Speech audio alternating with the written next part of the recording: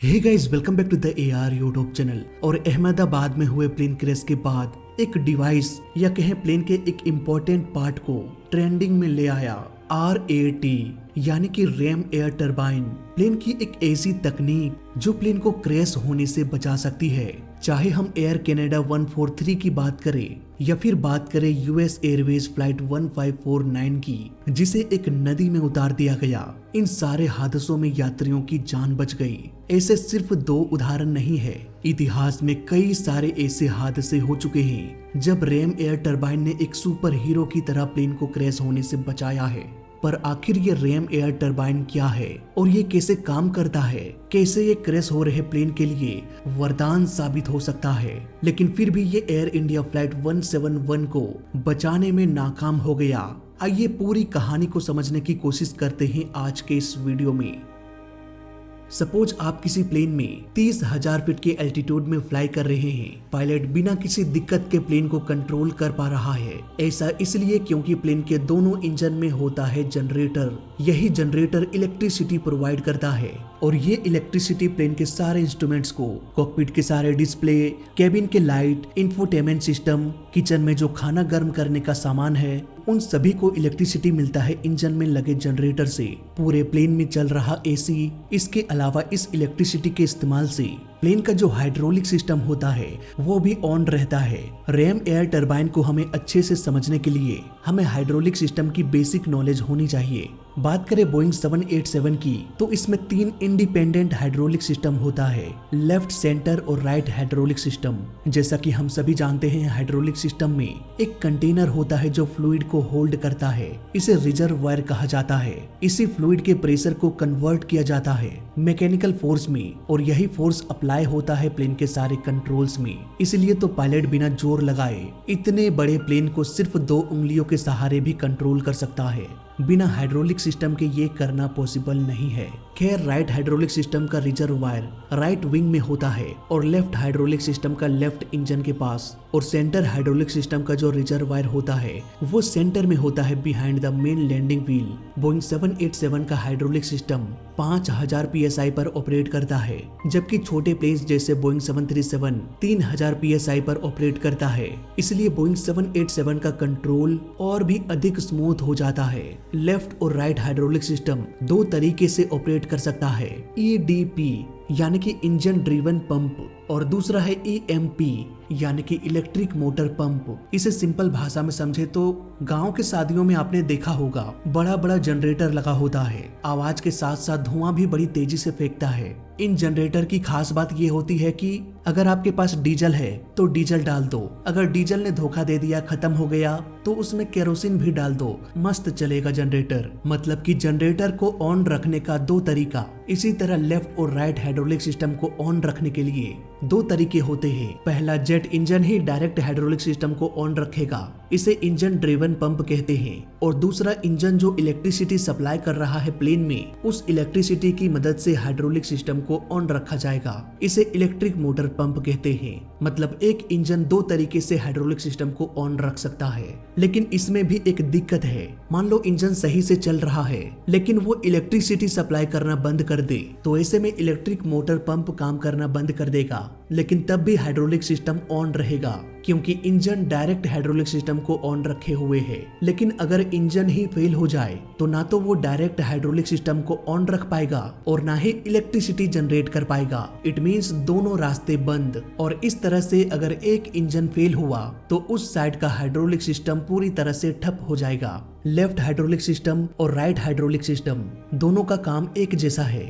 दोनों ही left right engine left right hydraulic system को ऑन रखने में मदद करता है और इस हाइड्रोलिक सिस्टम की मदद से पायलट आराम से प्लेन को कंट्रोल कर पाते हैं। लेकिन प्लेन को बनाने वाले इंजीनियर्स ने भी सोचा होगा कि भाई अगर दोनों इंजन फेल हो जाए तो फिर तो हाइड्रोलिक सिस्टम गया काम से। इसीलिए तो प्लेन के सेंटर में एक तीसरा हाइड्रोलिक सिस्टम भी होता है और इसे दोनों इंजन से कोई भी मतलब नहीं। ये अपनी जगह मस्त काम करेगा, किसी से कोई लेना देना नहीं। ये सेंटर का हाइड्रोलिक सिस्टम सिर्फ इलेक्ट्रिसिटी से चलता है। लेकिन सपोज अगर दोनों साइड का इंजन फेल हो जाए, इट मींस लेफ्ट साइड का हाइड्रोलिक सिस्टम और राइट साइड का हाइड्रोलिक सिस्टम पूरी तरह से बंद पड़ जाएगा और प्लेन में इलेक्ट्रिसिटी भी मिलना बंद हो जाएगा। अब क्योंकि प्लेन में इलेक्ट्रिसिटी ही मौजूद नहीं है तो फिर सेंट्रल हाइड्रोलिक सिस्टम को इलेक्ट्रिसिटी कहां से मिलेगा?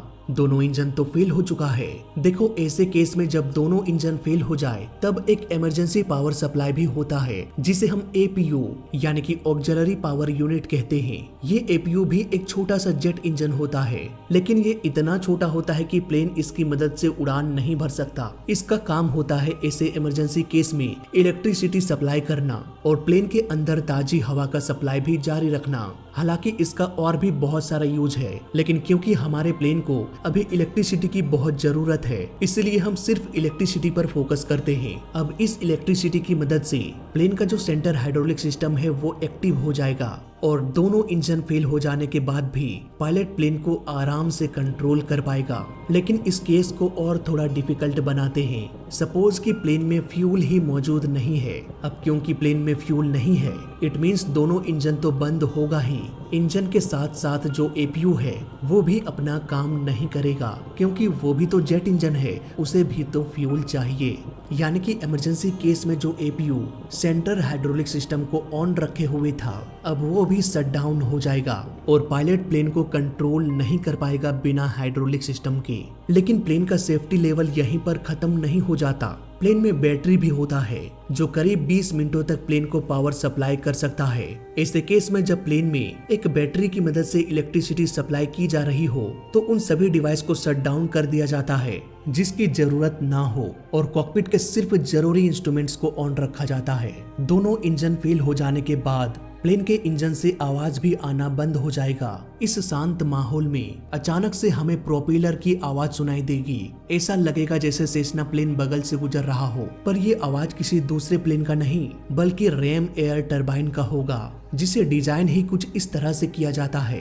हाइड्रोलिक सिस्टम फेल हो जाए, प्लेन को इलेक्ट्रिसिटी मिलना बंद हो जाए तो ऐसे केस में वो ऑटोमेटिकली डिप्लॉय हो जाएगा और तेज हवा की मदद से ये घूमना शुरू हो जाएगा। यही है प्लेन का आखिरी उम्मीद। इसे किसी भी चीज की जरूरत नहीं ऑन रहने के लिए सिवाय हवा के।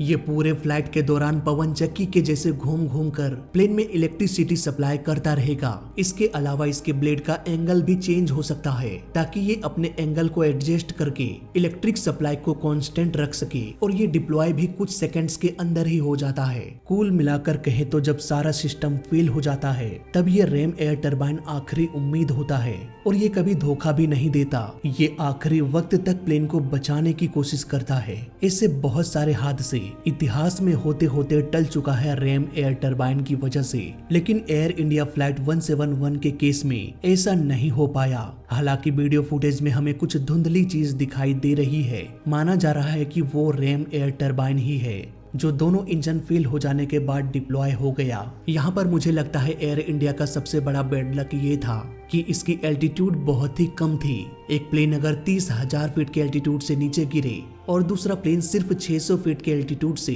तो दोस्तों इसमें सबसे ज्यादा नुकसान होगा 600 फीट एल्टीट्यूड से गिर रहे प्लेन का, क्योंकि उस प्लेन के पायलट के पास समय नहीं होगा प्लेन को बचाने का। रैम एयर टरबाइन तो डिप्लॉय हो जाएगा, लेकिन कम एल्टीट्यूड होने के कारण प्लेन को अधिक दूर तक भी ले जाया नहीं जा सकता।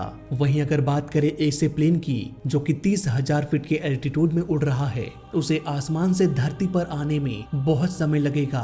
पायलट आराम से बिना इंजन के भी प्लेन को ग्लाइड कराते हुए आसपास के एयरपोर्ट तक पहुंच सकते हैं। एक प्लेन बिना इंजन के कितनी दूरी तक ग्लाइड कर सकता है ये डिपेंड करता है उस प्लेन के ग्लाइड रेशियो पर। फॉर एग्जांपल बोइंग 787 का ग्लाइड रेशियो 20:1 है। इसका मतलब ये है कि अगर प्लेन 30,000 फीट के एल्टीट्यूड में है और अगर ये 1 फीट नीचे आता है तो जब तक ये प्लेन 1 फीट नीचे आएगा तब तक ये 20 फीट आगे भी चला जाएगा और इतनी दूरी में कोई ना कोई एयरपोर्ट तो मिल ही जाएगा। और अगर ना भी मिले तो ये किसी खेत या खुले मैदान में भी लैंड कर सकता है। इसलिए तो मैं कहता हूँ कि प्लेन जितनी ऊंचाई से गिरेगा उसके बचने की संभावना उतनी अधिक रहेगी। भले ही हर कोई प्लेन का साथ छोड़ दे, लेकिन रैम एयर टरबाइन आखिरी वक्त तक प्लेन का साथ निभाता है। इसलिए तो ये प्लेन्स के लिए सुपर हीरो से कम नहीं है। सो आई होप अब आपको रैम एयर टरबाइन का पूरा कॉन्सेप्ट समझ में आ गया होगा। फिलहाल इस वीडियो में अभी तक के लिए बस इतना ही। वीडियो अच्छा लगा तो लाइक कर देना, बुरा लगा तो डिसलाइक कर देना और दोनों ही केस में चैनल को सब्सक्राइब कर देना, क्योंकि इस चैनल में सीखने के लिए बहुत कुछ है। तो मैं मिलता हूँ आपसे अगले वीडियो में, तब तक के लिए देखते रहिए और सीखते रहिए। जय हिंद, वंदे मातरम।